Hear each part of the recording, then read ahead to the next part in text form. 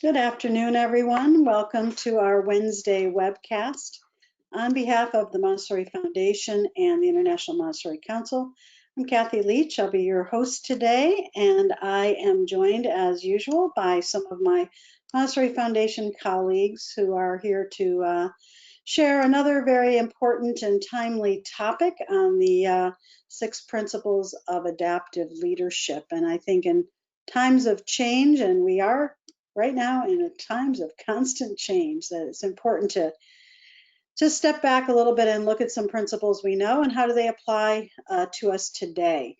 I'm joined today by who will be our main presenter and facilitator today. That's Jonathan Wolff, senior consultant with the Montessori Foundation, an all-around good guy. We appreciate you being here, Jonathan. We're also joined by Tanya Reiskin, co-head of school at the Newgate School, our lab school in Sarasota, Florida. Next to her is also Christina Torres. Christina, former head of school in St. Croix. Let's see, you have lots of claims to fame. Stina, I know you're doing some grant writing and some other projects, and Christina's been working with us very closely on some projects at the foundation as well. And also joined by Andrew Cutt,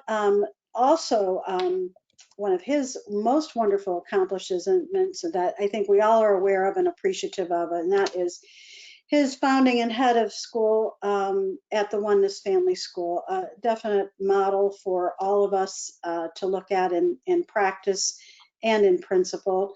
Andrew is also a IMC board member and very appreciative in all of the work that we do. So Andrew, thank you for being here as well. So I appreciate everybody. We have a couple other panelists who are off of camera, and I would like to acknowledge Dr. Cindy Acker is here with us. Been working very closely with us on many leadership topics, as well as on our social justice task force. And Christine Lowry, who also works very closely with the Montessori Foundation and also as a senior consultant and delivers courses on our behalf and serves the Montessori community in a variety of ways. So we're a very rich panel today, and we appreciate all of you being here. And we have many participants who are also logging on, some good old friends, and looks like a few new friends are coming around today too. So Jonathan, I'm going to turn it over to you to kind of kick it off, get us started, and let us know what the process is for today. Okay. We decided to kick this topic around because, you know, especially in this time where there's so many unknowns, so many uncertainties, so much need for adaptability, so much need for community cohesion of schools on program levels, on community levels, relationship levels, that delicate balance between helping people rethink things, but not knocking them so far out of their comfort zone that they can't think or communicate or innovate or relate. And this article that I'm going to share with you, or the principles of the 6 principles of adaptive leadership, is really about how you guide a school through, or how you guide an organization through planned, or in this case, unplanned change or changes in a way that continues to create focus, community, and creative thinking, adaptable thinking. It's a very delicate balance. So the process, what I'd like to do with your permission is sort of in the spirit of the 3-period lesson. I'd like to give about a 10 or 15 minute presentation, an overview of the 6 principles of adaptive leadership, and then cycle back through each of those principles and invite you and our panelists to share some things that they have done in their schools, practices, strategies, experiences that bespeak the practice of that particular principle. So we'll do the 2nd period of applied learning after we do the overview. So Kathy, if you could bring up that first slide, or the slideshow, I appreciate it. Okay. Let's get our sharing on, and let me see if you see that first slide, or if I need to. It's still part of your desktop. Can we make it full screen? Sure, let's make that a little bigger. And as I do that, I will need, I won't be able to see the question box yet, but that's okay for this slide. So Yes. Go ahead with that. Yep. Okay, good. And speaking of the question box, we should remind people that if you do have a question, please type it into the question box or a comment. So this presentation and our discussion is based on the work of Ronald Heifetz and Donald Laurie, I believe in the business and possibly education schools at Harvard. And this article appeared first in January 1997 in Harvard Business Review. I believe Kathy has sent out the full article. I did send it to her as a PDF this morning, so you have access to the full article also.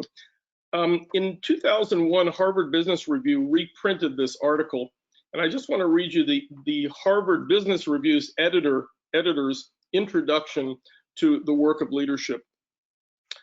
And as I read this, think about our times, and if this isn't really germane to what we as school heads and teachers are going through. Followers want comfort, stability, and solutions from their leaders, but that's babysitting. Real leaders ask hard questions and knock people out of their comfort zones, then they manage the resulting distress. Leaders are shepherds, goes the conventional thinking, protecting their flock from harsh surroundings. Not so, say the authors. Leaders who truly care for their followers expose them to the painful reality of their condition and demand that they fashion a response. Instead of giving people false assurances that their best is good enough, leaders insist that people surpass themselves. And rather than smoothing over conflicts, leaders force disputes to the surface. Few people are likely to thank the leader for stirring anxiety and uncovering conflict. But leaders who cultivate emotional fortitude soon learn what they can achieve when they maximize their followers' well-being instead of their comfort. So if we can move to the next slide, Kathy, please. There we go. Thank you. So what you see on these slides on the left in bold, in the dark blue, are the 6 principles of adaptive leadership. I see this has gone a little bit out of format, so I'll explain this. But the bold is the actual 6 principles. The less bold on the right, across from the arrows, are Montessori principles that relate to the 6 principles of adaptive leadership. So the first principle I'd like to share is what's called in their article, get on the balcony, and I'll just read you a short paragraph. Without the capacity to move back and forth between the field of action and the balcony, to reflect day-to-day, moment-to-moment on the many ways in which an organization's habits can sabotage adaptive work, a leader easily and unwittingly becomes prisoner of the system. The dynamics of adaptive change are far too complex to keep track of, or let alone influence, if leaders stay only on the field of play. Now, we know this from our Montessori training, for those of us who've been classroom guides, that we can't completely understand what a group of students needs developmentally, communally, or individually until we do what? Step back and observe, or step back and do some assessment with students by asking them questions. So this is really the assessment one. I'm going to share a real quick case study practice. I know some school leaders in normal times to stay in touch with the needs and dreams and feelings and condition of their staff and their faculty. Once a week, they look at their staff list, the entire staff, administrative staff, specialists, Montessori leads, assistants, et cetera, et cetera. And using 3 filters, they ask the following questions. Is there anybody new, that's one filter, into our school community that I need to check in on to share some good news, to share some appreciation, but also to ask some caring questions about how they're doing? So the first filter is new. Do we have anyone new in the community? The next filter in looking at their staff roster is who is in need? So if I were to ask you right now, given what you know about your staff and faculty, who are the more needy people? Whether it's some personal insecurity, some personal challenges their family's going through, some challenges in their classroom, you know the higher maintenance people in your school. So the next filter is, who do I need to touch base with because I know they need a little more tender, loving care? And then the third filter is not in sight. Who haven't I spoken to or given feedback to or interacted with in a long time? And I found that the school leaders who religiously do that invariably get around to touching base, getting on the balcony with every community member to find out what's going on inside here and inside here, and thus they're more able to respond to faculty and staff's needs and to take them to the next step in the development of the program or the community. And we'll move on there. And then the next one is identify the adaptive challenge. Heifetz and Laurie write, the primary questions are whose values, beliefs, attitudes, and behaviors would have to change in order for progress to take place? What shifts in priorities, resources, and power were necessary? What sacrifices would have to be made and by whom?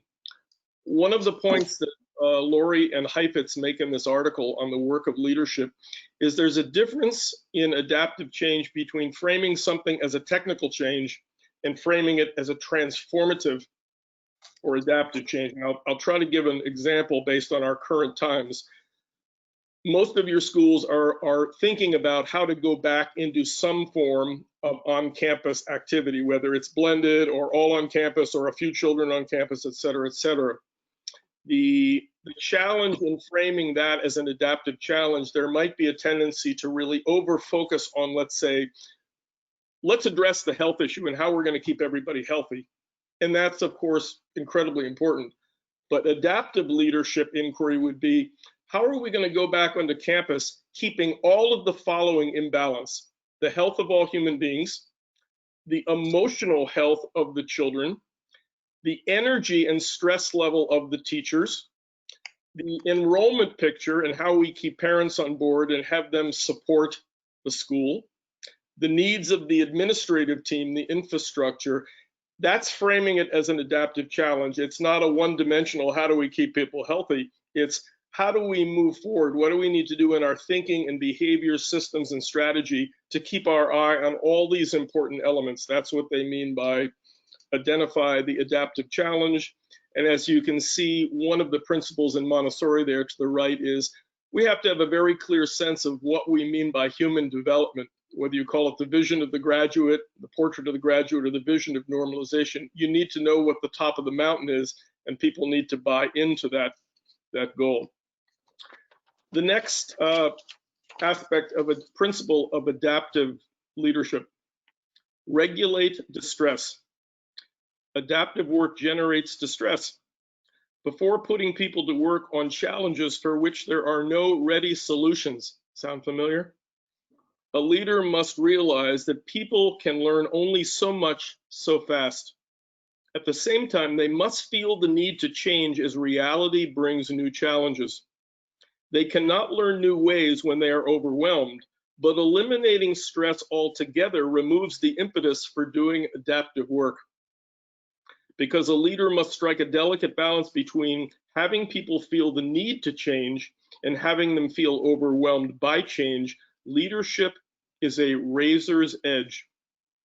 So I'm going to draw a little picture with my fingers here. I didn't put it into the PowerPoint. I had this image once in moving people from point A to point B, or helping people, guiding people to move from point A to point B, whether it's a program issue or an enrollment issue or a let's get back to school issue. If this is the beginning point over here and we are moving people toward, let's say, the reopening of school over here, the process of regulating distress looks like this. We're going to stretch people, we're going to move forward, we're going to stretch people toward, look, these are the things we're going to keep an eye on, these are our strategies. But then I have to cycle back to the back of the community and touch base with people to see how they are doing with this. Because if I'm only moving them forward from strategy to strategy and action item to action item, what's happening? I may be losing people, or people may be sabotaging this, or people may be completely overwhelmed. So the movement forward and regulate the stress looks like this. Stretch forward, make progress, move back and check in with people, whether it's collectively or individually. So the movement looks like this, if that makes sense. It's like a sideways slinky. And as you can see, the Montessori principles there are, we of course constantly support the social emotional needs of students. We are not constantly presenting materials. We stand back to see how is the child taking this in, how are their relationships, how do they feel about their own self-worth, et cetera, et cetera. Moving on to principle 4. Because work avoidance, and this is called maintain disciplined attention, as you can see, because work avoidance is rampant in organizations, a leader has to counteract distractions that prevent people from dealing with adaptive issues. Scapegoating, denial, focusing only on today's technical issues, or attacking individuals rather than perspectives they represent are all forms of work avoidance, and they are to be expected when an organization undertakes adaptive work. Distractions have to be identified when they occur so that people will regain focus. So my little tiny case study on this one, I'd like to cite something I've learned from Andrew Cutt and some of the people that are working on a really dazzling high school leadership program that Andrew and his team have put together. We begin every meeting with this planning team about his high school leadership project with, how is everybody? That's the regulate distress. What do you want to get out of this meeting? What are the results that you want to achieve? And we do a check-in to see, are we looking at the top of the same mountain? So we sort of identify intentionally, what is our focus? What are our decision-making targets in this meeting? And at the end of each planning meeting on this leadership project, we do the same thing. How did people feel about the process of the meeting? And as importantly, did we reach our targets? Did we make the decisions we set out? That's just one example of helping a group that we are facilitating or leading stay on task and maintain disciplined attention. And let's see, of course, with that, the Montessori principle there is we have children focus on one thing at a time. We isolate stimulus. We guide children to stay on task in a Montessori classroom by having less distractibility. Principle 5, give the work back to people. Give the work back to the people. Getting people to assume greater responsibility is not easy. Not only are many lower level employees comfortable being told what to do, but many managers are accustomed to treating people like machinery that requires control. Probably not so much in Montessori schools. Letting people take the initiative in defining and solving problems means that management needs to learn to support rather than control. Workers, for their part, need to learn to take responsibility. As you can see, the Montessori principle there is independence and in the context of responsibility. So quick case study on this one. I know some heads of schools during this time when they're needing to have difficult conversations, whether it's about staffing as we return to school or enrollment or health mitigation measures that are difficult conversations with people, to give the work back to as many people, to distribute the leadership as much as possible so that the information and the decisions are not all streaming from above. Those leaders think about in their minds before they go into a crucial conversation meeting, who are my allies? If I were to ask you right now, given their attunement with your school's values, their positive personalities, their loyalty to the Montessori method, the people who are, you can depend upon to be sort of your inner circle supports. And you probably also know the people that are more your adversaries. They are the outliers, the naysayers, and this is not all negative. Sometimes, that's good too. But having an identified principle in your head, who am I going to lean on to distribute some of this leadership to support this cause moving forward that I can have some conversation with in advance so it's not all streaming from me? And who are the people that I know I'm going to need to give more support, maybe more boundaries to? I mean, that's on the adversarial side. That's a principle of giving back to the, giving it more back to the people. And then the last adaptive leadership principle, before we open this up to what you've seen in schools and what you've experienced in schools, is protect voices of leadership from below. Leaders must rely on others within the business to raise questions that may indicate an impending adaptive challenge. They have to provide cover to people who point to internal contradictions of the enterprise.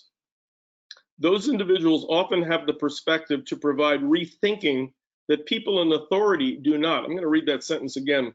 Those individuals have the perspective to provide rethinking that people in authority do not. Thus, as a rule of thumb, when authority feels the reflexive urge to glare or otherwise silence someone, they should resist. The urge to restore social equilibrium is quite powerful and comes on fast. One has to get accustomed to getting on the balcony, delaying the impulse, and asking, what is this guy or girl really talking about? Is there something we're missing? So you know this as Montessori guides, if you've had this experience. When we are having a circle time with younger children or a community meeting, whether it's to plan something or solve a problem, we equalize the playing field. We look for opportunities to invite the silent students, the silent children, the children who are tentatively raising their hands to input. We want to hear point and counterpoint in discussions with children. Sometimes we do less well with adults in terms of, let's slow down here and listen to what, little Tim or big Tim has to say here. So it's allowing the outliers to have their voice, because sometimes the outliers have the best beat on a situation. So those are the 6 principles in a quick recap. What I'd like to do now, we can keep this slide right on here, is cycle back, and I'd like to invite participants and our panelists, starting with get on the balcony. What have you done or what have you seen school leaders do in normal or in these abnormal times to get on the balcony, to be able to really understand where their people are at, to take the pulse? What are some other get on the balcony behaviors or strategies? I'd be happy to share, John. Thanks, Andy. Yeah, but before I do, I wanted to just thank you for that introduction and to say that the authors here, Heifetz and Lowry, really started a wave of new thinking about organizational structures and how we can behave as leaders. And that kind of wave of new thinking had to do with reflecting upon sort of some ingrained patterns and habits that we might have inherited, either just in our brain structure and how we think, kind of the archetypes that are programmed into the way we look at the world, but also cultural or family patterns, ways of thinking about structured organizations that may or may not be conducive to how we want to be leaders in our Montessori communities. So this seems maybe at first glance kind of simplistic, but to implement it on a day-to-day basis at our schools from year to year is really the work, right? And when it comes to getting on the balcony in specific, that's something that really requires us to be committed to our core values and committed to personal practices and practices with our leadership teams that require us to step back and to look more holistically at what's happening and to pay attention to what's emerging in our organizations. Typical organizations or more traditional ones, if they're not engaged in a conscious, intentional practice of stepping back, then the risk is that we're going to become reactive to what's emerging. And what's emerging can be good or bad. Oftentimes we don't know if it's a productive thing that's emerging or one that is going to really knock us off our game. But unless we have an ability to stand on that balcony and look at what's happening, we're going to be quickly lost. And so to build into our thinking that we must step back on a regular basis, both individually and with our senior leadership team, to ask ourselves questions about what is emerging is really fundamental. And we can do that in a personal way in terms of what's called a pause practice, or taking time to look at the big picture in the way that Stephen Covey talked about, taking time in the quadrant of thinking that is important but not urgent. In other words, spending time where we're not pressured, but we can really think about things, or as a senior leadership team. And I keep mentioning the senior leadership team because very often in times of stress like we're in right now, we ourselves can be knocked off balance and out of perspective and not in congruence with our values. So we need our senior leadership team to be empowered to say, Andrew, let's take some time and look at this. Or Andrew, I feel like you're off track in what you're doing. So let's work as a team and step back. And so to me, Get on the Balcony is both a personal practice as a leader, but a practice that we engage in with our senior leadership team. And I'd be happy to share more as we go back and look at these, as we look at these things. Andy, I'm so glad you brought up the spiritual preparation part of it. You know, there's taking the pulse of the community, our people, but there's also part of Get on the Balcony is turning the mirror around and what's this about for me? What's going on inside me? And then asking people, how am I coming across? Which is also part of Get on the Balcony. What is the impression and the energy that I'm sending out to other people that's impacting them? So thank you for touching on that. Any other Get on the Balcony practices that you have tried, admired, found useful?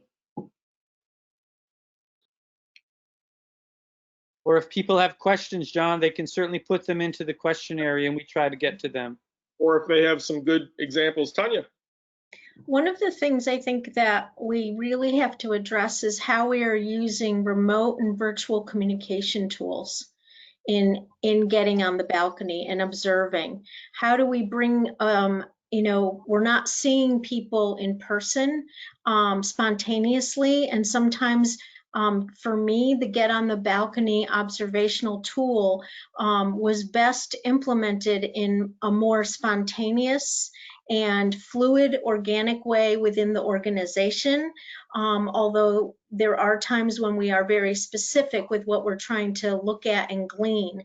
And I think that having, daily check-ins with people in the way in which they prefer, and asking them how they prefer it and when they prefer it has become vitally important for their social emotional well-being.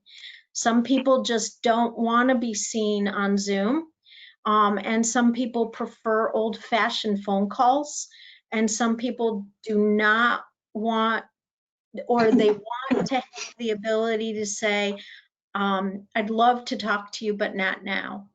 And that level of observation for me, I actually keep very detailed notes about all my communications, not about the content, but about how this person was feeling, what happened on Wednesday afternoon. And it allows me to know their routines.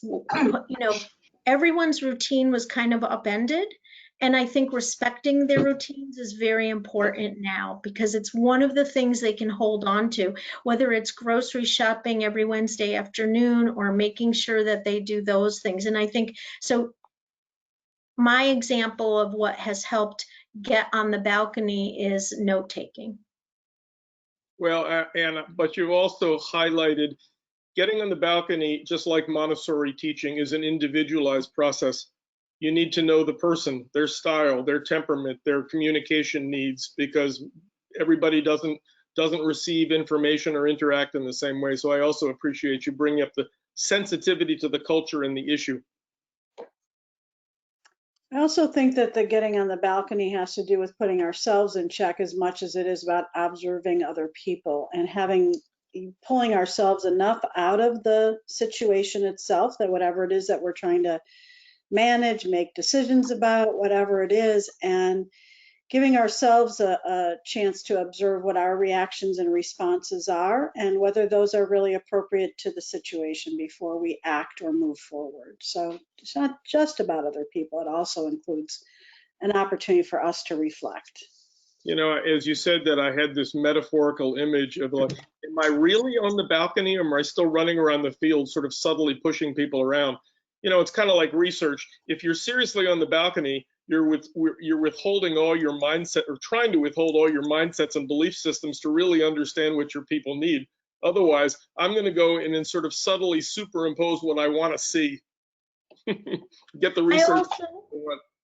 Yeah, I also wonder, in addition to Kathy's comment about checking ourselves and checking and taking that moment of pause of the balcony, we are one in the balcony, is really on the balcony hanging reminders of timing. What's the right timing?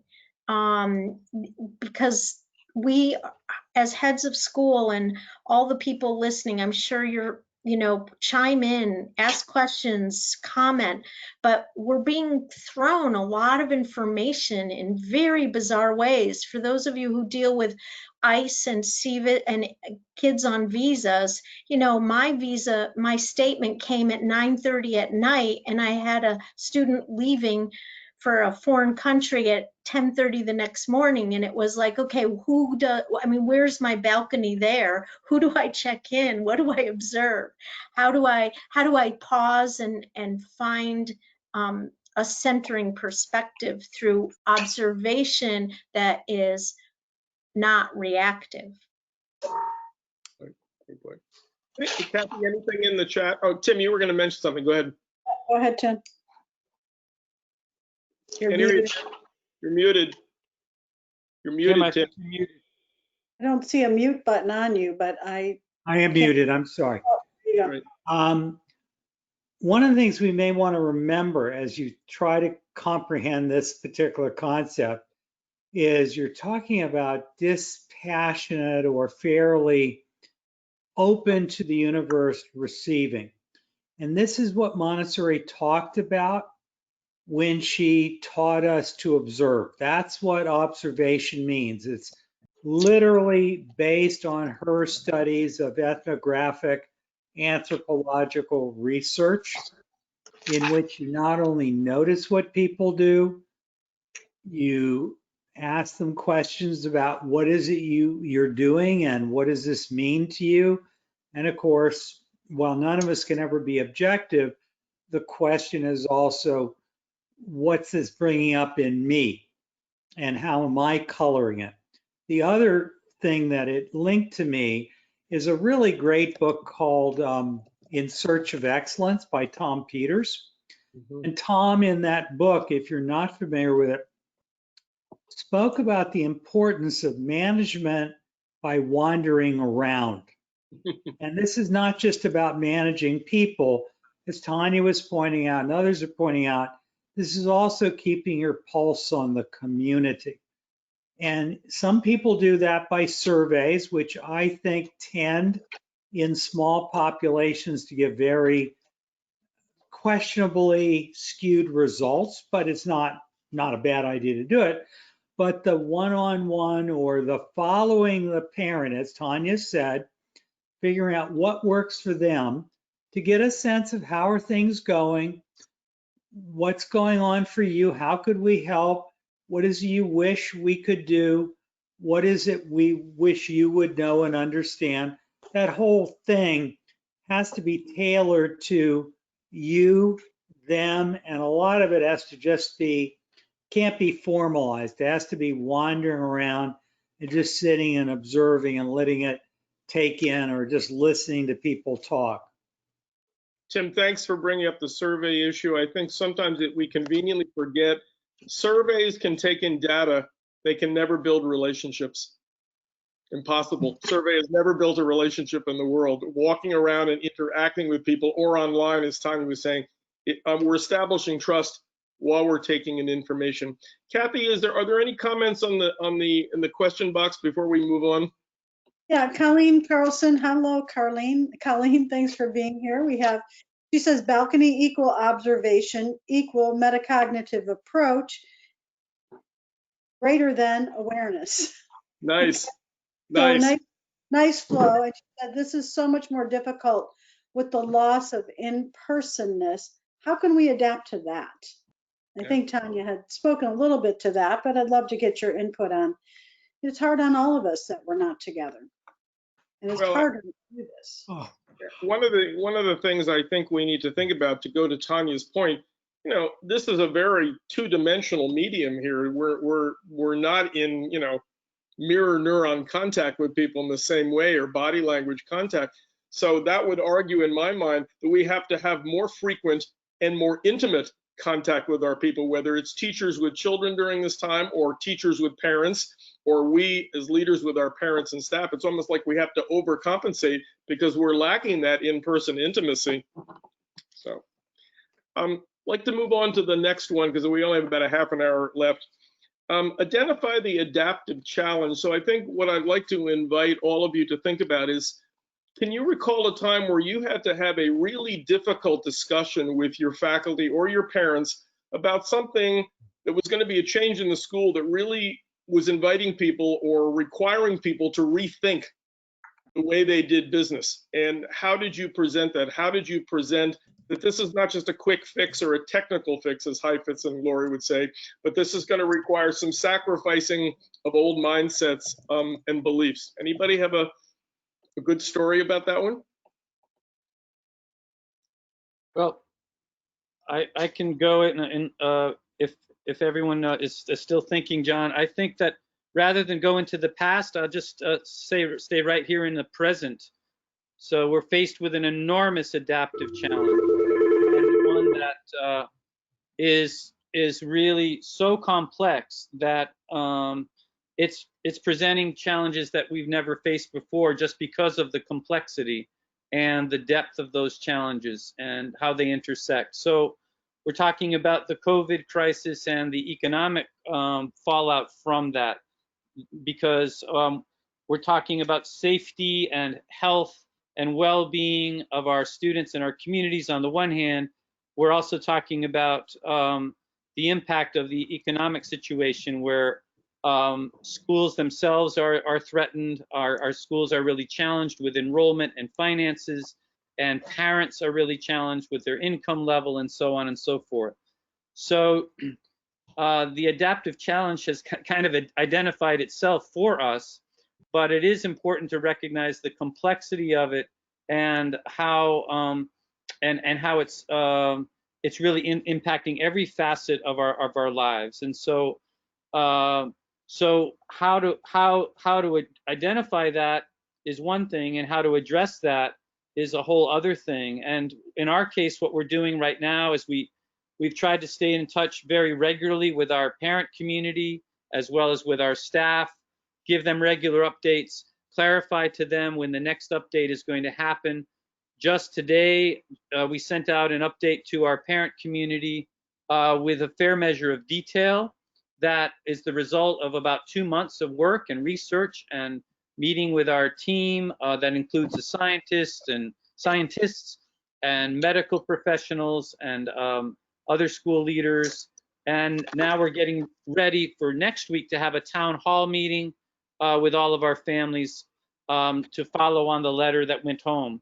But the point here is to be mindful that there are so many responses to this challenge. Some parents are very eager to come back to school. Some parents are very concerned about coming back to school, even with the challenges that, even with the protocols in place.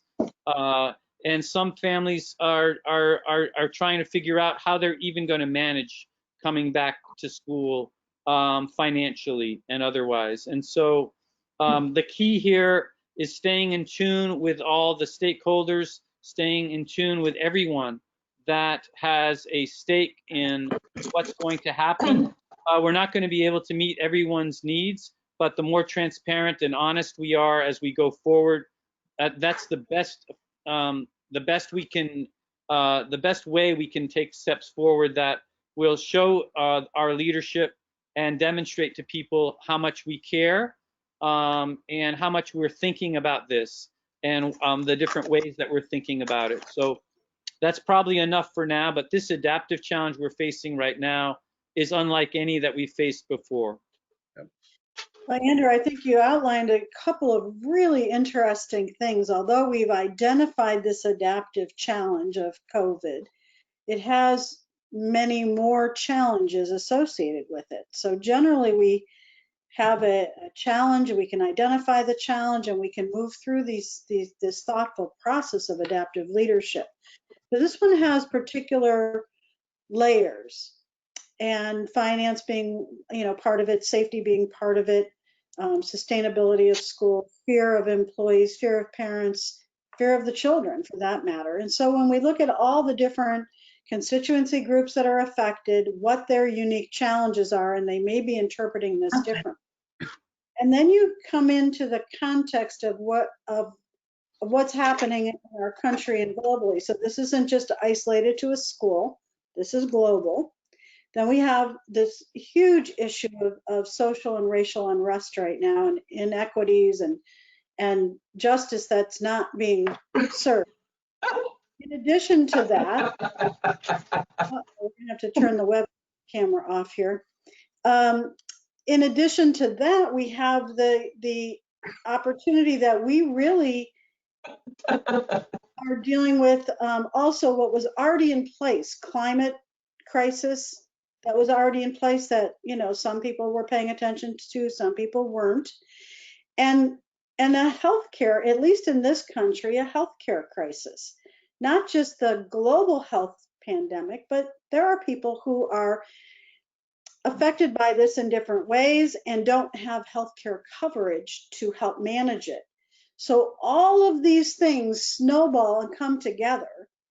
And so, you know, I think as great leaders as we have in Montessori, and we have many, we've never been faced with having to, you know, peel back this onion and consider how much external influence affects our ability to lead in a way that, you know, as Heifetz talks about here, aligned with our values and priorities. Our values and priorities have to be reevaluated and shifted in light of all the extra factors on this issue. You know, Kathy, as you were laying out all the different variables and the multiple challenges we have, the thought occurred to me, one of the challenges I think that we have as school leaders during this kind of intensity is how we present the variables that we all need to look at in a way that doesn't cause people to go on overwhelm because we ourselves are vibrating overwhelm. We're in touch with some school leaders in the Montessori Foundation, and I've sat in on a few community meetings with other school leaders to support them with their families or their teachers. And you can tell the school leader has not done the spiritual work of their own self-care and overwhelm, because while they're laying out the variables very accurately, their energy is, and then there's also this, and then there's also this. And it's like, no, that's not going to fly. So that, you know, that balance between giving people the full picture, which we owe them. We don't, you know, we've got to be honest about the adaptive challenge in a way that still bespeaks or vibrates confidence that we can do this as a community is a real slippery slope. Oh, I agree. I'm not saying we layer all those things. I think they're an awareness piece. I certainly don't think we should present the world as falling, caving in, and we're not able to take care of it. But I also think that we as leaders have to recognize we're human. Yep. And it's okay. And, yep. You know, we're allowed to be human, and we're allowed to have times of overwhelm as we sort through what are these values, what are the shifting priorities, how do we bring our communities into alignment with the changes that are going to be happening. Is, for instance, the biggest complaint I hear from Montessori teachers is, this is not what I was taught to do. I was not taught to do it this way. I can't have only 10 children in my classroom. What do you mean I have to wear a mask? What do you mean I have to do remote learning? This isn't what I signed up for, right? So there's clear resistance to this. And at the same time, we want to help navigate and lead them through. The priorities have shifted. Yep. Andrew? No, I think Christina go first and I'll go after. It's okay. I was gonna say you go first, Andrew. Okay. All right. Yeah. I was just gonna say that I think we're onto something that is a very fundamental skill set of adaptive leadership that we all aspire to have, which is that no one in our community, neither a teacher nor a parent, and sometimes often the board members don't either, have the perspective that we have, the global perspective of all the factors that are contributing to the adaptive challenge, right? So one of our main skills and one of our main goals, especially right now, is to be able to state, to John's point, as as compassionately but as dispassionately as we can the complexity that we face, to list those factors. So because many parents, for example, don't know, like in our case right now, none of our parents have a clue about the amount of money it's going to cost to reopen in the fall. When you add up the equipment, the protective gear, the extra staff, all of that that's required, in combined with the kind of shrinking of the budget on the income side. So that's just one example of something parents may not be aware of. And teachers may not be aware of how much we are thinking about them and trying to support them in thinking through the cleaning protocols that we're going through. But conversely, we may not be aware of everything that they're feeling or the parents are feeling. But this ability to portray the big picture in a concise, succinct, not overly emotional way is a fundamental skill that is integral to the challenge we face now. It would be the same in any adaptive challenge, but right now, if we're using this kind of example, we are being called to do this more in a more effective way than perhaps ever before. So, Thanks, Andy. Christina. Jean? I was going to, say everything, yes, to everything. I think that what you said, Andrew, compassionately and dispassionately. So it's both of those, right? That you're holding in balance of having this objectiveness with compassion. And one of the pieces, for us as a school when we were navigating through, but I sort of laughed when Jonathan first asked this if we had any stories, and I have many stories about as Jonathan and Tanya and Kathy all know well, many stories, because our school was facing multiple crises pre 2 hurricanes and the island going through economic just upheaval, and what became my mantra was around centering on those values, but also making sure that I was aware that I wasn't making decisions out of fear or responding out of fear. It's hard. So I had to set up for myself people that I could talk to, and who I could have those very honest, raw, emotional moments. Let myself feel that, right? Because I'm human and you need to feel, right? You need to grieve, you need to process. But that I wasn't taking that in to my conversations with my team or my board or, with parents. So, and I worked, thinking holistically, making sure that I had that was something in a practice of behavior that all of us had, right? So how do my teachers and my team have that available? How does, my board chair? Because you're going to have these moments, right? We're human.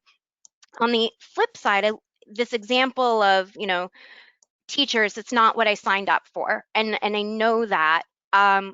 It's recognizing it. It's not what you signed up for. What's most important? And this is one of the things, and I would always bring it back to our philosophy, right? We are adaptive. It's what is it? What is it that are we uncomfortable because it's different and because we have to challenge our practice? So what are we trying to achieve? Yes, it's not ideal to be meeting over Zoom. We all know that. We can't change that. So what can we focus on changing? What is it that we need to adapt in order to make the connection or to get, one of the things about the 10 children in a room, I know that I had a teacher who's like, I can't teach unless you have 30 kids. He said, our goal is to, is to one day get up to 30. We can't take 30 new children at once. We just didn't have that capacity. So how do we need to change in case we have 10? What does the assistant maybe need to be? Maybe the assistant's not in the space, so you don't have that many adults. So we started just peeling back those layers, and I love these questions in this section. That's really what we were doing. So I focused my conversation on making sure I had questions that could help peel back the layers. What are we going to do if we have 10 children? What are we going to do? Because again, we had to, we were running on generators. So how do you keep, right? And I should mention, we were running on generators and I was on crutches, right? So I was always the default person. I'm the default plumber, the fundraiser, the counselor, you know, everything. But now I'm on crutches.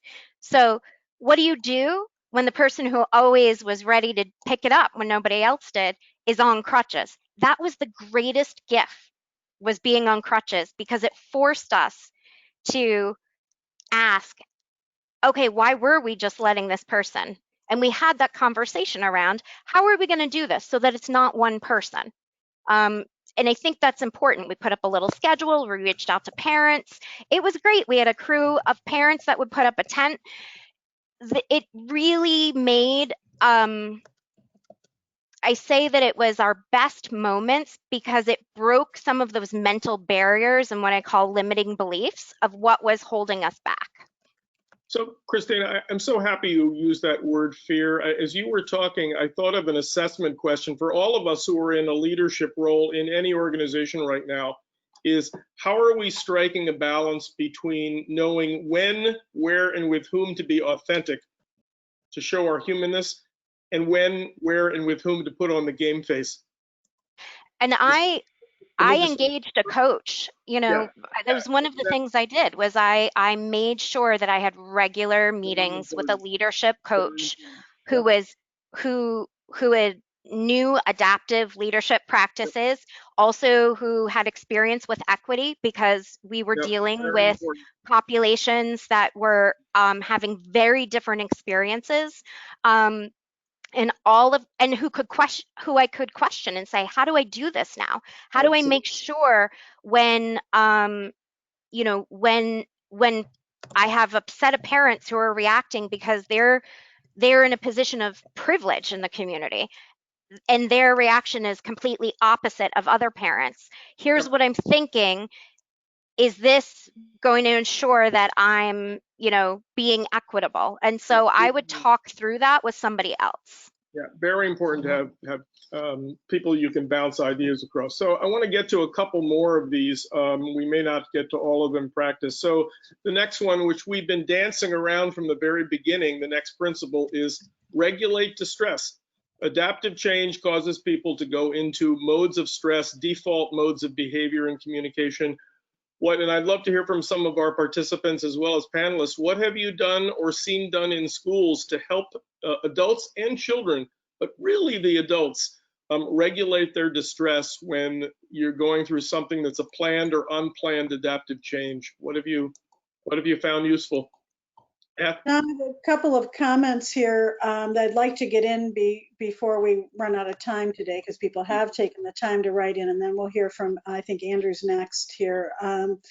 So Denise Tuma, thanks for being here, Denise. She says, I believe all the head of schools are creating new content, and at the end of the day, we're going to miss many details, since it's the details that are ever so new. I believe so much personal comfort for myself when I think the person who points out that I missed something and I move on. It is okay that I missed the details, even though I would never have preferred to miss any details. It's okay not to be perfect on the balcony. Thank you, Denise. Boy, oh boy, do we need to remember that and remind ourselves every day. And Denise, thank you for not only sharing that, but sharing that you practice that. And that's a vulnerability not all leaders are willing to share. And so I appreciate your leadership on that. Colleen says, aha, yes, finding the common ground.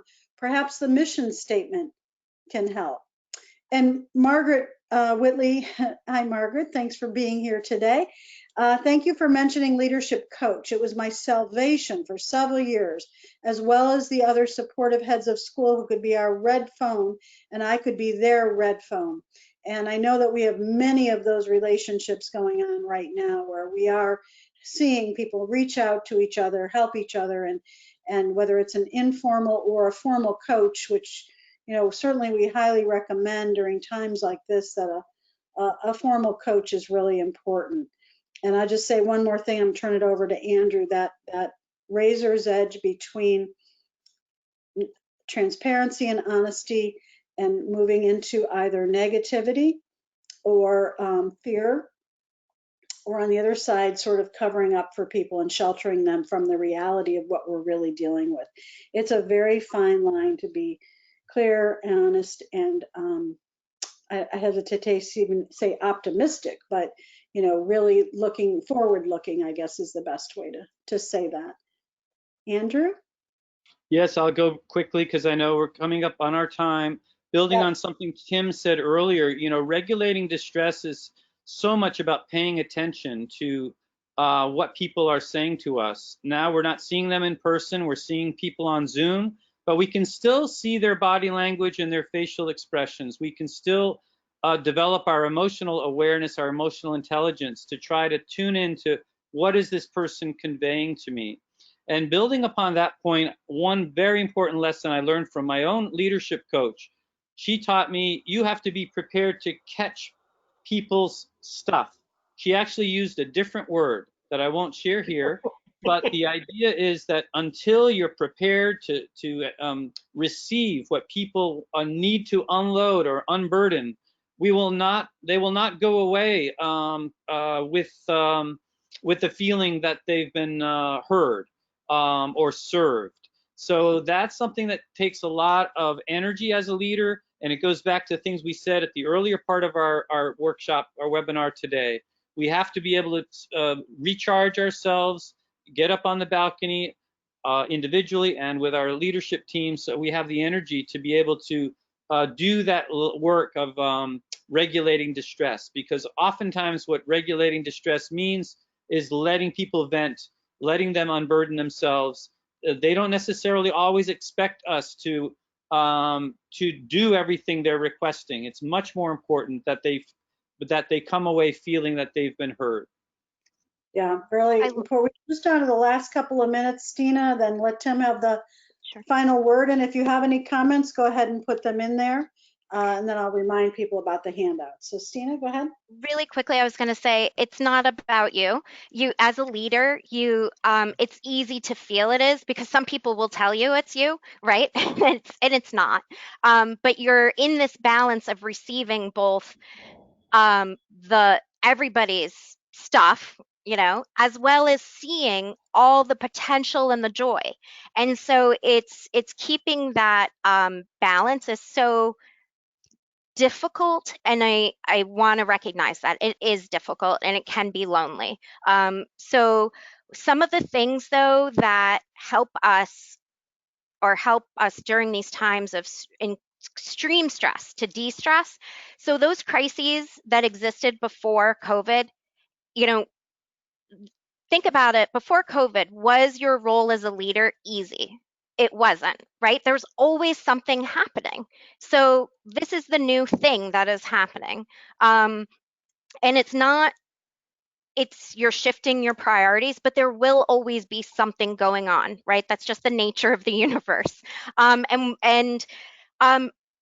Maintaining your humor. So some of the things we would do is we create, and I still do this with leaders who are actively in heads of schools. We have a WhatsApp stream or Marco Polo or Polo. So we leave each other little video messages. Humor, music, we'll leave blessings for each other. There's some amazing books out there, and poetry, gifts, just these things to keep it, I'm thinking about you. And to keep that relationship where we're not seeing each other. Really important. Thank you. Thank you. And Tim, go ahead, and then we're going to wrap up. Oh, I think you're muted again. Just to add on to what Andrew was saying, we're at a time when there's a lot of emotion going on. And what we want to remember, Andrew used the metaphor that's used in counseling of receiving people's vomit and allowing them to feel honored and not ashamed that they need to get it out, and being there to be a comfort to them and let them know that this will pass. So I wanted to talk about unconditional positive regard and what Carl Rogers talked about of active listening. What people, children, parents, spouses, employees want more than anything else is to know that, one, you'll tell them the truth as best you can, that two, you will not use shame and blame and gamesmanship on them, and thirdly, that you'll allow them to sometimes have moments of being essentially illogical and crazy, and that you care enough about them to allow them to get rid of the poison within their system, which doesn't mean you need to be a victim, and it doesn't mean that they're right. It just means that part of our role is helping the child who's in angst, or the teacher who's in angst, or the parent who's in angst, to know that we're, quote, there for them, that we can't make them choose to stay or to love us or dismiss their emotion, but we can truly let them feel that they've been heard. And that's what I think a big part of this is. Thank you, Tim. So thank you, everyone on the panel. We could take a week on every single one of these, and maybe that's a future course that we need to consider planning, because I think that there is, if we really do a deep dive, this is sort of a commercial break for it. We appreciate that, but if we really did some deep study on each of these areas, I think we could look at how do we apply each of them to all of the multiple crises that we're dealing with and the different constituencies. So give that some thought. I would like to remind you that your handouts Jonathan has provided are the leadership article, the full article that's really helpful, and kind of the outline we worked from, I went ahead and shared as well. So you have the cheat sheet for that right in your handout section, which is at the bottom of your control panel. Just want to thank everyone for being here, and especially my panel for all being here, and Cindy and Christine, who are off camera and always valued, and we'll look at what the next topics coming up are. Please check the Montessori.org website. We have a lot of things going on, including opportunity to participate. We talked about coaching. We have an opportunity to participate in some guided coaching cohorts that might be very valuable to you and or your teachers, looking at different constituency groups that might be interested in that model to make it an affordable way to get the support and help you need, if getting one-on-one at this point might seem a little overwhelming, but we also offer one-on-one. So all things to keep in mind, and like I said, keep checking the Montessori.org website, because we're constantly updating with lots of things. If you have ideas for us, email either Tim at timseldonmontessori.org or Kathy Leach at montessori.org. Thanks everybody for being here. Appreciate it. Bye, everyone. Bye. Okay, recording's off. Thanks, guys. I know, John, that we just can't, we've done this one before. We just cannot get through all of them, but Kathy, my philosophy is deeper discussions are better than covering the